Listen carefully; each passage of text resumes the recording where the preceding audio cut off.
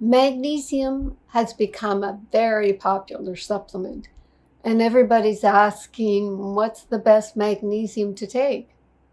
Hello, I'm Dr. Carolyn Dean. You may have noticed that there are about a dozen different magnesium compounds on the market, and my customer service team is often asked which ones I think are best. I've been researching magnesium since 1999. And many people think that the second edition of my book, The Magnesium Miracle 2017, is the final word on magnesium. However, in my latest book, Magnesium, the Missing Link to Total Health, I make it very clear that our cells aren't able to use magnesium compounds. They need magnesium ions to activate 600 to 800 enzyme processes and 80% of known metabolic functions in the body. The key is to make magnesium into a picometer-sized, stabilized ion that the cells will readily accept. I've been working with such a supplement called Remag for over a decade with great success. The magnesium compounds on the market are actually magnesium imposters. Take magnesium L-thréonate.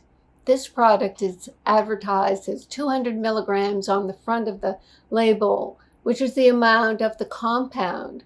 But when you turn the label around, you see that the amount of elemental magnesium in a dose of 3 capsules is only 144 milligrams, 48 milligrams per capsule. Remember that the RDA of magnesium is a very low 300 to 400 milligrams.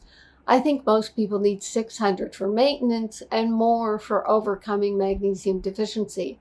Then there's magnesium oxide, which we are told is only 4% absorbed, making it a super laxative. However, in 2,000 milligrams of magnesium oxide, you find 1,200 milligrams of elemental magnesium. Here's what's going on. As I said, cells can only utilize magnesium ions. A magnesium compound has to dissociate in liquid, which means in the blood. It has to break down into its 2 elements in order for the magnesium ion to be absorbed through the cell mineral ion channels. However, magnesium is highly reactive, 2 electrons in the outer shell. So it's only for a split second that it's in an ionic state, and it's only in that split second it can be absorbed. The reason why magnesium oxide, even with so much elemental magnesium, 1,200 milligrams, is so poorly absorbed at 4% is probably because there's so much oxygen in the blood that the magnesium ions are immediately slammed with oxygen and turned back into magnesium oxide, which is quickly eliminated through the large intestine as a laxative. That's okay for people who have constipation, but it won't get you saturated with magnesium at the cellular level.